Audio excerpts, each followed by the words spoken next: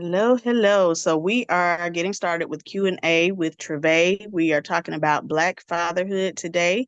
Um, of course, I want to put this disclaimer out there that as a woman, I cannot speak on what it's like to be a father. But I can speak on how I support my husband as a Black father and how I'm raising my son to be a good father. So just want to put that out there. This is not my attempt to take on any perception that I don't actually have. Um, but I do want to speak from a place of love and a place of wisdom as far as what I have seen and what I've experienced in my life with various father figures. Um, and another thing that I want to acknowledge is that as men and women, we are differently designed intentionally.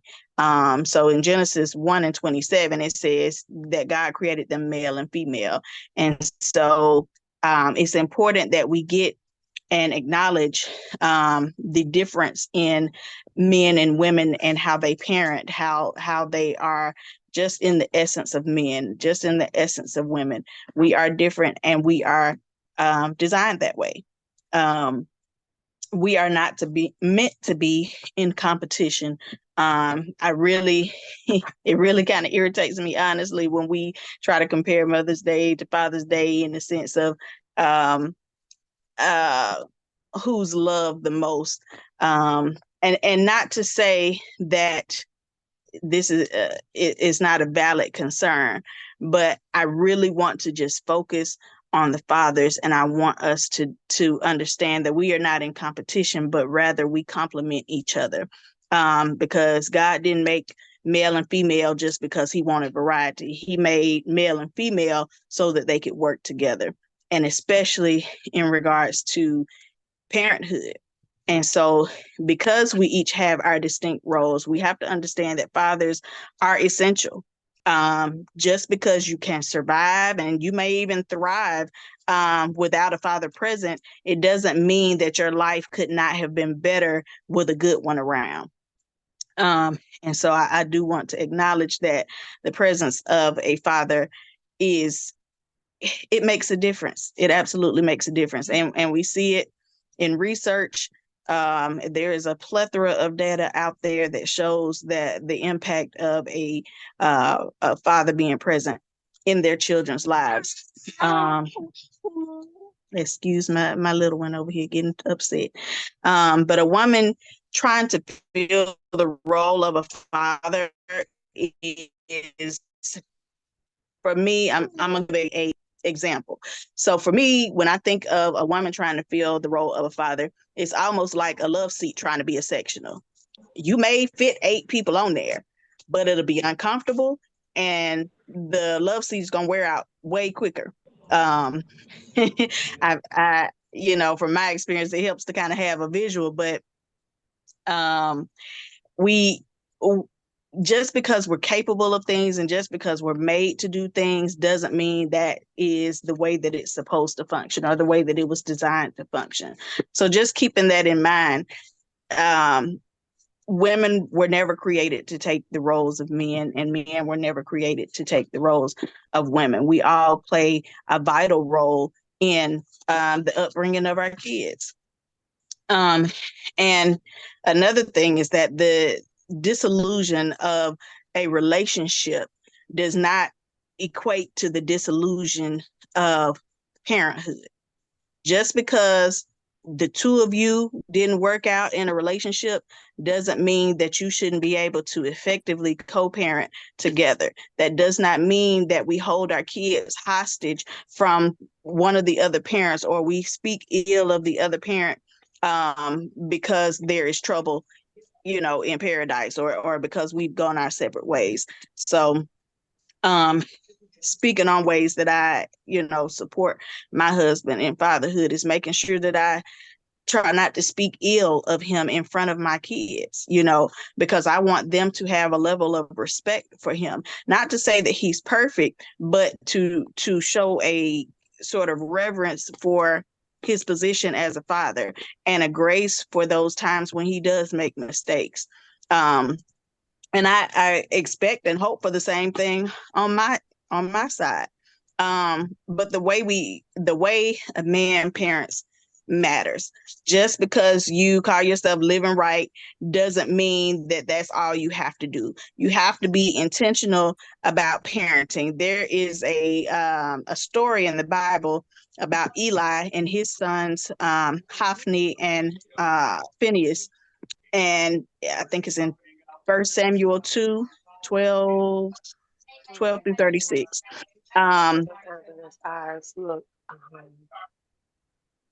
um, and in that passage, it talks about how Eli's sons were basically running rampant in the church with all kind of sin. They were lit sleeping with the women in the church. They were stealing the money. Some of that we're seeing in the churches today, if we're being honest.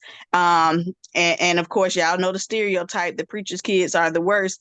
And honestly, when in those cases where I have seen that happen, it's been because the ministers have been so busy fathering the congregation that they fail to father their own kids. Now, this when I gave that example, that's not just for people who are in leadership in churches and things. That's also on your job. You know, if you're more present for your job, or you're more present for everything else other than your position as a father, um, or even as a husband, then that's a problem. If you are neglecting your household, that is a problem, and God is not pleased with that. It doesn't matter if you're doing work for the church. It doesn't matter if trying to provide. If you are not providing discipline and support and being present in your children's lives, there is a high likelihood that they will not turn out to be the model citizens that you want them to be.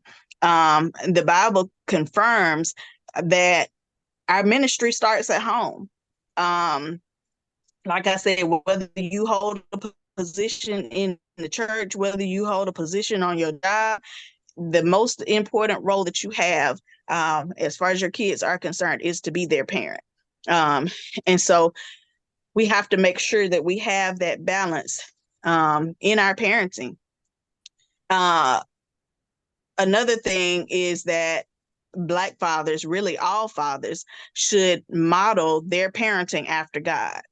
Because God is our Father. He literally is called the Father. And I want us to think about, and this is going to be interactive. I want you all to come off mute and tell me some of the things that you think about when you think about God as a father. What are the qualities of God as a father? Let's hear from y'all. Loving. Loving, yes. Long-suffering. Long-suffering, yes. Definitely patient with me. I know I've been hard-headed plenty of times. We all have. Yes, he definitely shows us grace and mercy. Ellie says hi, everybody. Forgiving. Yes, definitely. Hi. Hi. Hi. They say hi, babe. Hey. What you want to say? Hi. Hi. Hi. She gonna be our special guest tonight. Hi. Hi. Yeah, they heard you. Protector. Protector, absolutely. Hi. Hi. Hi. Yes, protector. Anybody else? Leader. Leader, absolutely. Provider. Okay. Provider. Okay. Yeah, so those are some really good ones. I even thought about a teacher. He teaches us how to live through his word and through his promptings. He's a guide. two of the, I'd say, really impactful ones for me are honesty and consistency. He is honest with us, and he is consistent. God has been the same today, yesterday, and forevermore. So that consistency matters. He's also a friend. I am a friend of God. He's an advocate. When the people of God were being mistreated, God stood up for them. He's a disciplinarian. When the people of God get out of line, he does things to get them back in line. And he's always present, available, and attentive.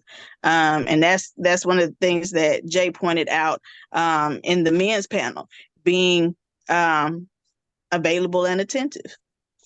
And so we see all these qualities in God. But my next question is, did you see those qualities in your own natural father growing up? Maybe not all of them, maybe some of them. Did y'all see those? I If, did. I was privileged to be able to see those in my father. It really helped to see um, or consider our Heavenly Father and having a good father like him.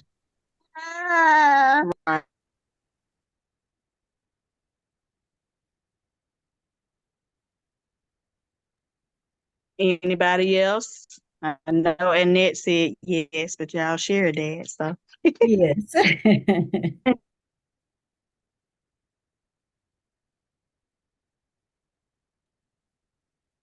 well, my father also showed a lot of these qualities, but there were areas where, there could have been some improvement. There were, maybe the area of patience or, things like that. But we also understand that human beings are not perfect. We should be striving for perfection, but none of us have arrived. So, yes, God is the standard, but we still have to extend grace. Oh, sweet thing. She would bump her little head out. She gonna be crying for a minute, so y'all bear with me. Um, Mhm. but what are the? Hold on, y'all.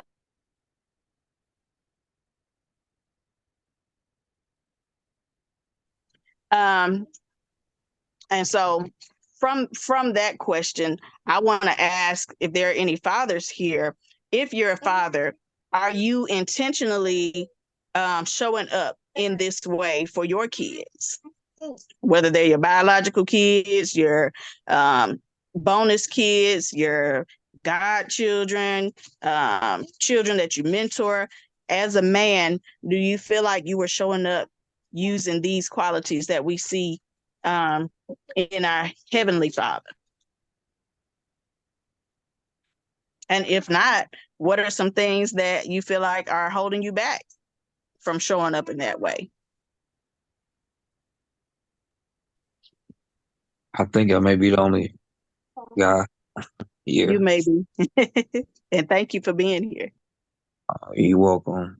Just getting off work, so but yes, there are some things I'm not able to do, and I won't say at a consistent level, and it's just only because my children don't live with me.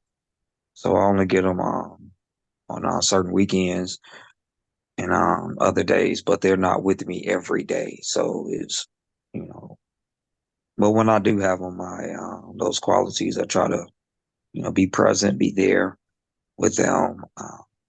Believe it or not, I so when I have my children for the weekend, I pretty much shut the world off, and some people don't like it, and I guess I'll more so since there are women in the room, I'll go ahead and Mm-hmm. say that there's some women that don't like that, you Yeah, know, yeah.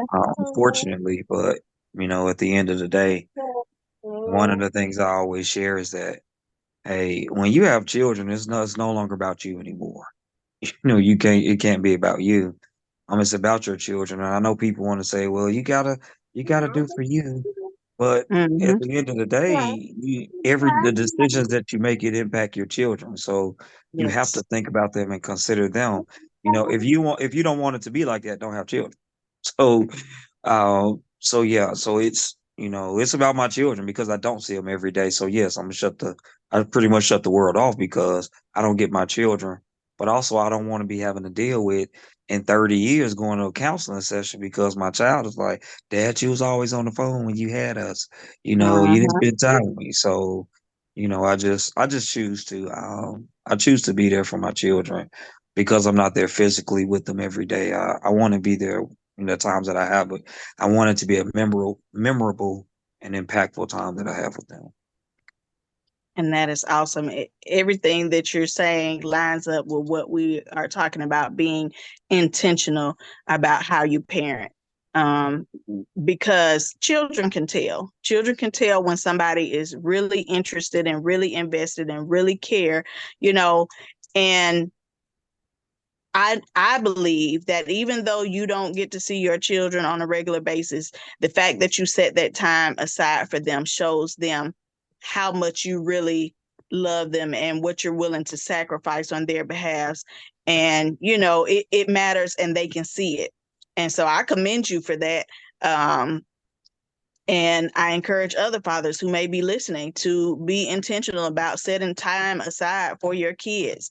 Um, they're going to grow up, and they may not always be available to talk and to hang out as much as they are when they're younger. So take advantage of those younger years when you get to spend that time, when they do get to come for the weekend, or when you do see them every day. Go ahead and, invest that time in your children because they notice. And like you said, you don't want them ending up in a therapy session later because they felt like you didn't care or that they didn't matter and all these other things, other lies that the devil would try to tell them. So nip that in the bud with your presence. Um, and then I wanted to see if anybody kind of has like a short story or that they would be willing to share about how their father or they themselves, I think Daniel, you're the only one, um, did not show up, or did or did not show up in a way that was needed for you at that time.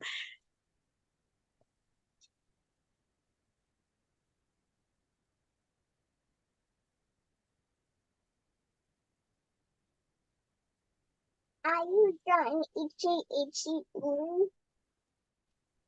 I'll share one. So, um, during the men's panel, I had shared that my dad's a pastor, was a pastor, and he a lot of times, so I was involved in sports, and I won a lot of awards, whether it was academic or community or whatever. And my dad would always send my mom to go because generally, whenever those things took place, something was going on with church.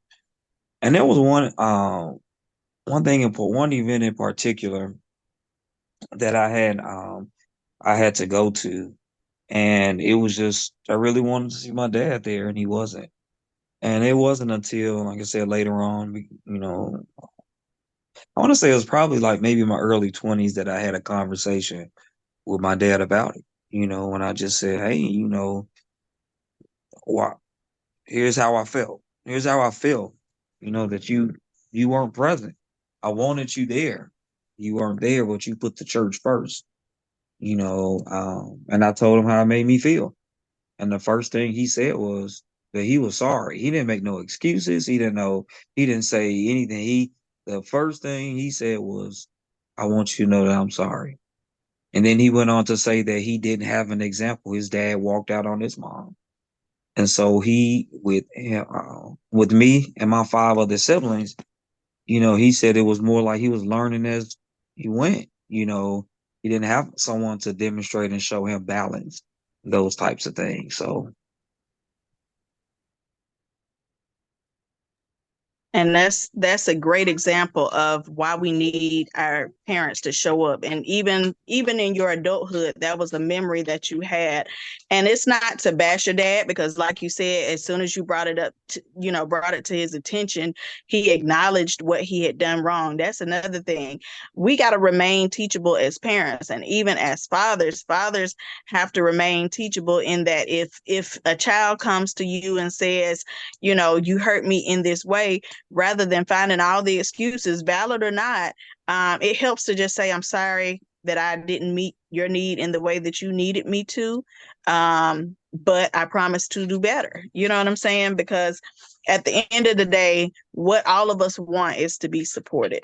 And so the fact that your father acknowledged, the thing that he did wrong, or did that hurt you, I'm sure that meant a lot to you. Even though, it hurt you when it happened, I think through that acknowledgement, it's allowing that scar to heal. At least that's my interpretation from the story that you shared.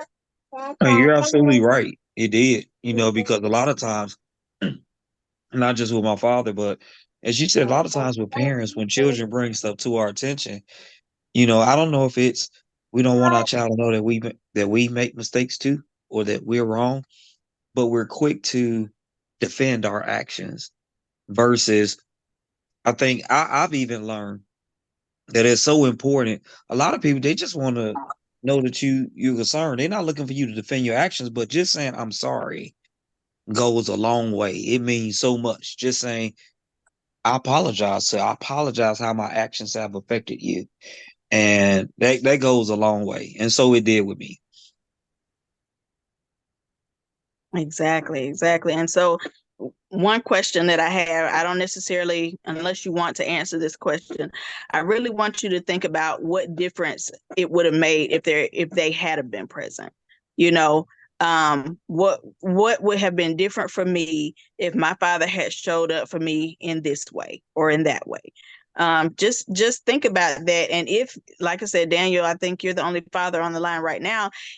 If you are a father, think about how you can do better at being present for your kids and acknowledging those things that they need from you. And also, if you're a woman, think about ways that maybe you kept your kids from being able to experience their father fully, in the ways that he desired to show up for them. Because sometimes, when parents are split, or even when they're together, sometimes it can feel like we're undermining each other, or sometimes we don't want to look like the bad parent, or sometimes we think we're protecting our kids and we're really not. I mean, it could be a variety of reasons as to why we may have hindered that. And so I'm speaking to the women in saying that. And yes, the men have to be responsible for, their part in showing up or not showing up. But in what I'm saying to the women is, we have to make sure that we create an environment and a safe space for that relationship between the father and the child to grow and to thrive. And men have to be sure that they're taking full advantage of that opportunity to impact and pour into the lives of their children, physically, emotionally, spiritually, financially. Um, a healthy father-child relationship benefits everybody, but it especially benefits the child, and in doing so, it creates a legacy. I know when the men were doing their panel, and Chris was talking about how he wanted to break the cycle where his father wasn't present. He wants to change the narrative. He wants to change the legacy that has been passed down up to this point. He is a cycle breaker. By being present for his kids, he's showing them how to show up for their kids. And prayerfully, that is what's passed down. And we have the authority as human beings to change things with our decisions. We have the authority to change generations and and impact generations just by us being intentional about the way that we show up. I personally know several fathers who are active. I can't even really count all the fathers, the Black fathers specifically that I know of, that are present or at least want to be present in their kids' lives. And so we have to make sure that, especially in the African American community, that we make space for Black fathers to father their children. Um, Specifically, why do you think Black fathers matter? Like, we know that society has painted the African American community in a bad light, but honestly, we as a culture, the Black community has painted its own picture in some ways. We have been at each other's throats here, and it's not just exclusive to the African American community, but we see it, with the baby mama, baby daddy drama, and all of this that we are putting forth for the world to see. Why do you think that Black fathers matter, despite what the narrative we've been sharing and telling to the world? Well, I honestly think that it's a seed that was planted generations ago, and we've just carried it as a people. Is not that we don't want to, or I should say, we want to um, speak a certain way or do certain things to one another. I just think it's just part of cultural conditioning. What has been told to us throughout the generations, and then what we continue ourselves. And I mean, and the Black father is just powerful. I mean, we are a powerful people, and I believe that those who, including the devil, that are against us, they understand unity. So when we come together as a family, as a community, we're unstoppable. Um, so I truly believe that's what it is. It's just really I don't know. Sometimes I feel like I can sound kind of like a conspiracy theorist sometimes, but I really believe it is a plot against the Black community. That's why I'm so passionate about our community and us succeeding, no matter what it looks like, no matter what that family unit look like. So as long as we're unified and we're together, then we're unstoppable. And that is, that has been the history, that our ancestors, and even now, the devil has tried to bring division into the family unit, particularly the Black family unit. And sometimes we have fallen right on into the trap. Sometimes we have been guilty of um, allowing the devil to use us to divide. Sometimes we're the ones speaking ill. Sometimes we're the ones withholding. There are a lot of things that we may have done to perpetuate the division. And I agree. It's just something that we're going to have to make a decision to do better. And it really comes from healing and forgiving. Both men and women really need to heal in order for the whole generation to heal. Because the more we go down this path of unforgiveness, the more we blame each other and point fingers, the less likely we are actually going to get resolved, and the less likely we're going to come together and unite and build. It's just like the Tower of Babel. I use this example all the time, and I may have used it in one of these discussions, but when the people were building the Tower of Babel and they all spoke the same language, the tower was going to reach heaven. It was gonna happen. But God had to frustrate and make it to where they couldn't effectively communicate with each other in order for that not to happen. So the only thing that really needs to come in to disrupt the camp, and this other stories in the Bible where victory or where a group lost because of confusion. If there is confusion in the camp, and I'm saying camp as in the African American community, if there's confusion in the camp, then we cannot build. We cannot grow. And so we have to come together. We have to heal from the things that hurt us. We have to heal from our unmet expectations. We have to heal from the offenses that were committed against us. And we have to stop putting everybody in a box. We have to stop generalizing. There are some good men on every side. There are some bad men on every side. There are some good women, some bad women. I mean, it's not specific to the African American community that there are good and bad on both sides. But we have to come together because it's us against the world, you know, and not us against other races, but us against the world that's trying to divide. Um, and so we have to be really intentional about coming together.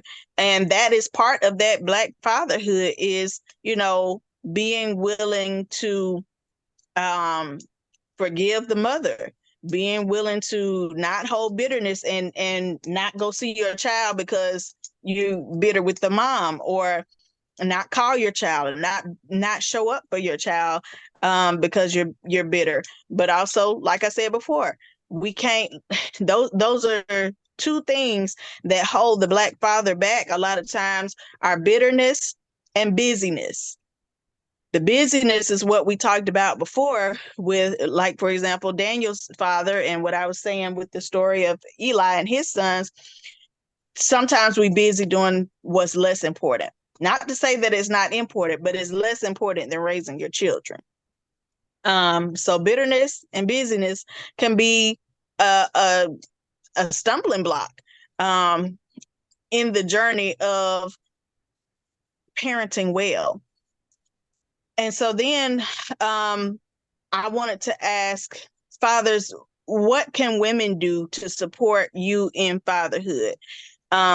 Just genuinely speaking, I know I've said some of the things that I do to try to support my husband in his role as a father, but I can't necessarily tell a man what he needs. So Daniel, you're our male spokesperson for this chat. What are some things that you need from a woman that would help you as a father? So, I'm gonna use this moment. I'm gonna be transparent.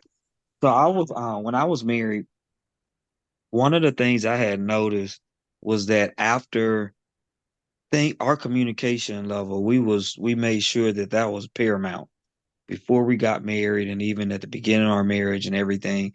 But it wasn't until after we had our first daughter that things changed. Things changed on every level, whether it was sexual, mental, physical. I mean, all of that, everything, it changed. The community, there wasn't that communication like we had it. And I think part of it, so for us as men, we still, and I don't understand because I'm not a woman. I can't understand as far as how she changes on the inside and out after having a child. I can only imagine, and I hear from what other women say, but I think it's important too to remember that even with the woman going through that, the man goes through something too, and to be mindful of that. Also, things to support, just words, and we talked about that on the panel. Just words of affirmation. You just don't know how much that means to me. You you work so hard for us. I mean, just words of encouragement and confirmation, but also patience. Hey, can you take the trash out? Man, he may not do it in the first 5 minutes, or when you do, it's okay.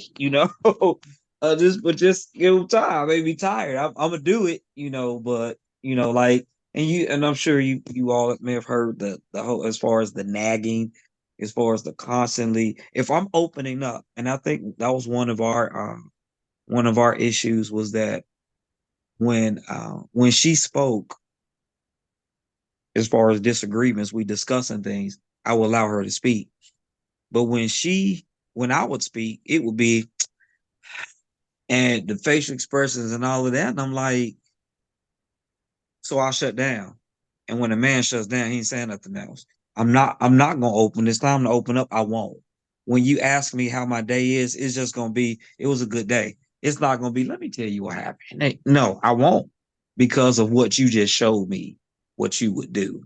So, and for honestly, for a lot of men, some men, it takes a few times for that to happen, for them to shut down. But for the majority of the men, they will shut down immediately and they won't open back up. And it's that one time, that one moment, that this man is trying. And for me, even after that, I find myself doing the same thing. So I think it's important to be open, to be supportive, to be encouraging.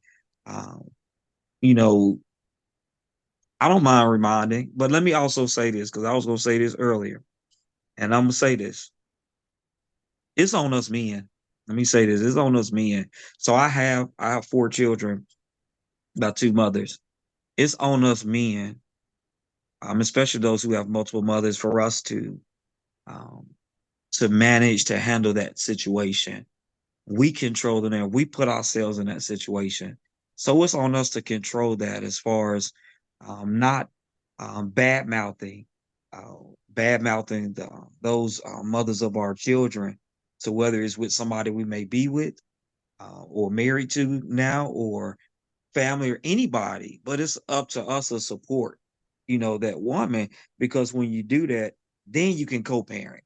Then you can, when neither one is bad, and you mentioned it, when neither one is bad mouthing, talking about each other, but especially the man, though, we control that narrative.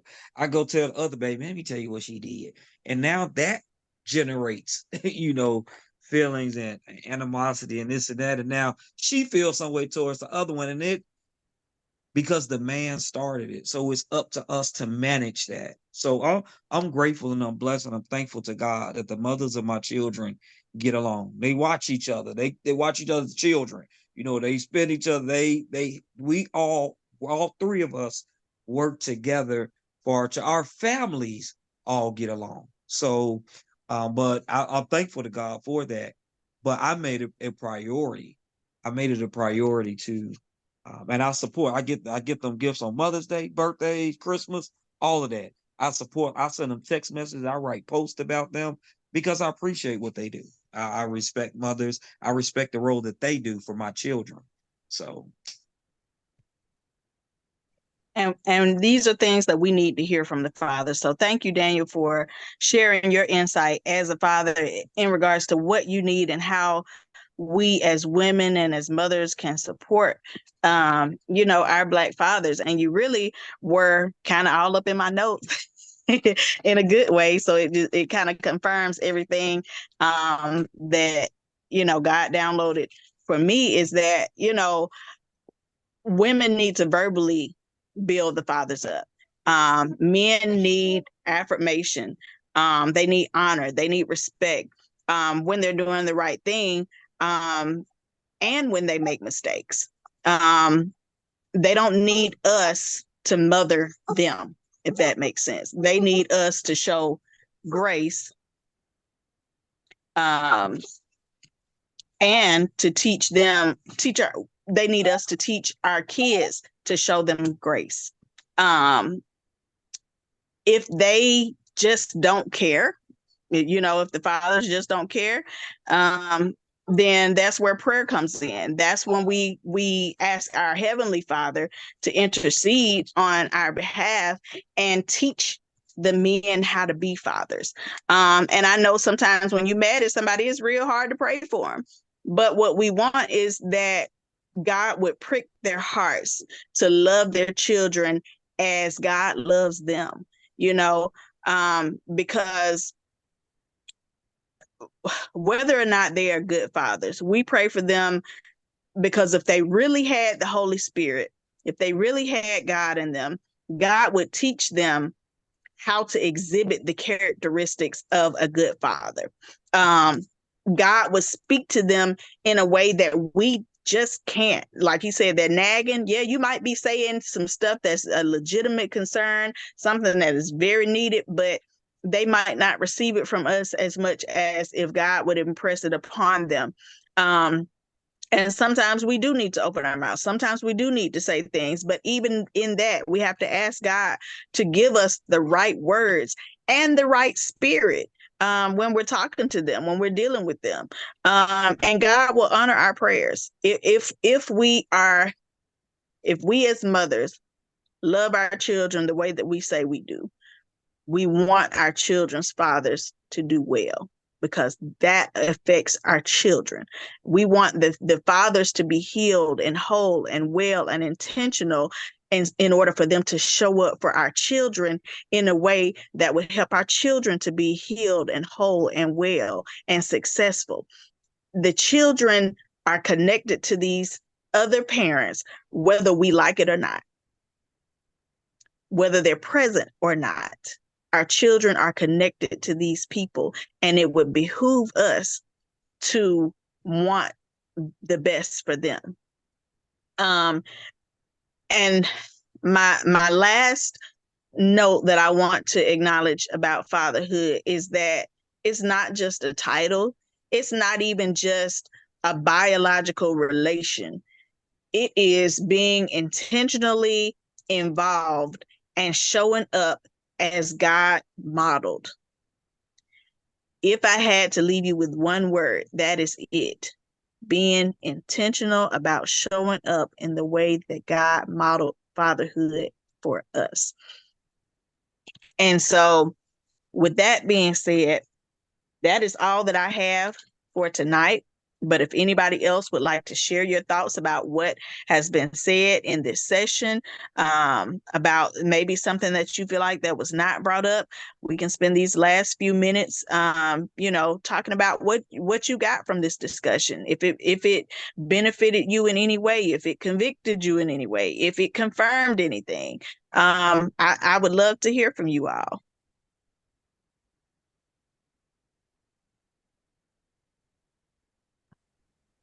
Travay, timing is everything.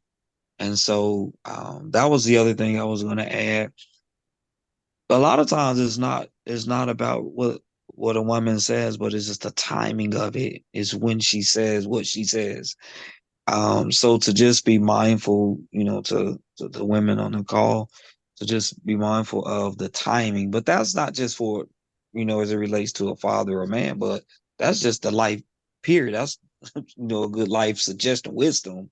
The timing of what we say is important and is everything because it could literally kill a man. A woman's words in that moment could kill that man. His drive, his goals, his dreams, those things he wants to do, and he's striving and pushing towards or persevering through. It could kill him if she says the wrong thing at the wrong moment. So that's is very important. But at the same time, too, us men, we got to do what we're supposed to do, because I'm gonna tell you what happens is that a lot of situations, and I, if I had statistics on it, I will call it out. But I believe that that's why it's important for men, us black men, we need to be present in our children's lives, because most times when you don't have that balance, you're getting to one side. And so then you grow up with a generation, which we have right now, of young men who their how they react, and I'm just Mhm. gonna say it. I'm not here to offend anybody, but their reactions to things are that as of a female, is that of a woman. Their responses, if you listen to them talk, is that because that's what they've seen, that's what they were around, that's what they saw. It's not all the time, but a lot of times you see that, and so instead of handling things, that's why a lot of young men can't talk to a man. They can't have those man to man conversations because they haven't experienced it.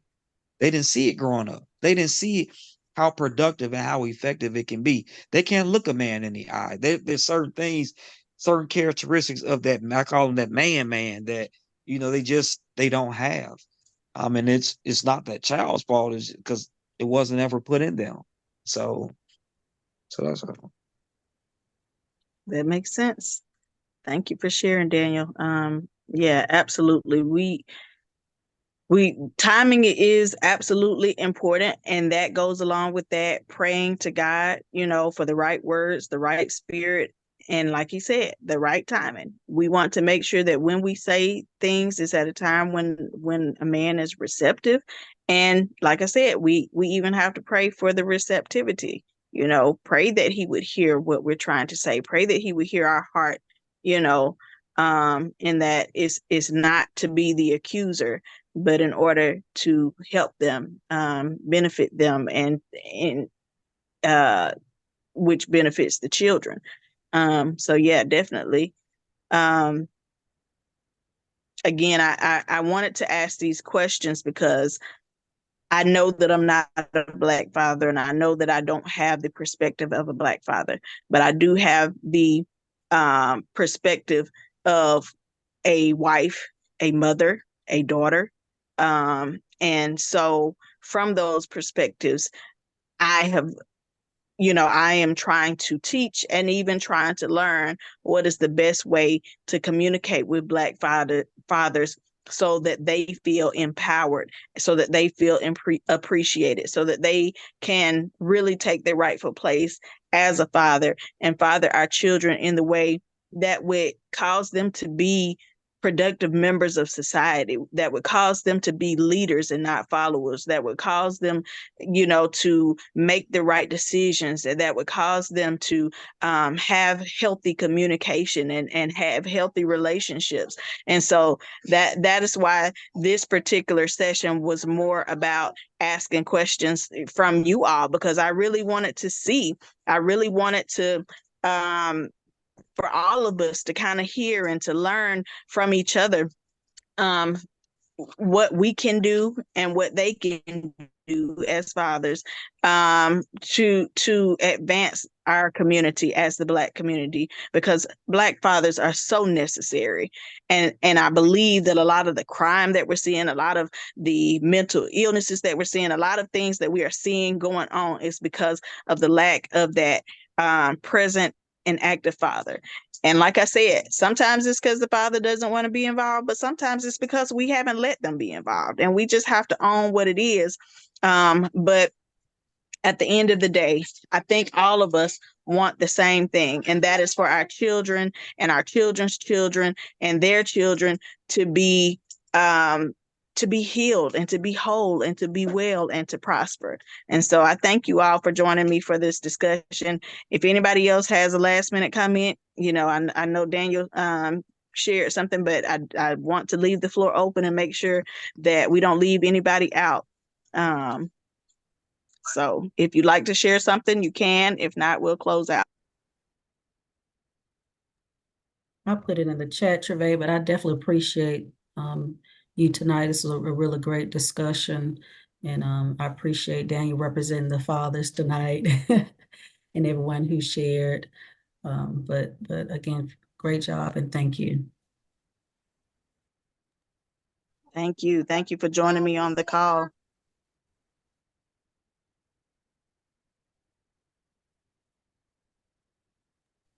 All right. Well, if there are no more comments or questions, we will conclude this session. Again, I thank you all for attending.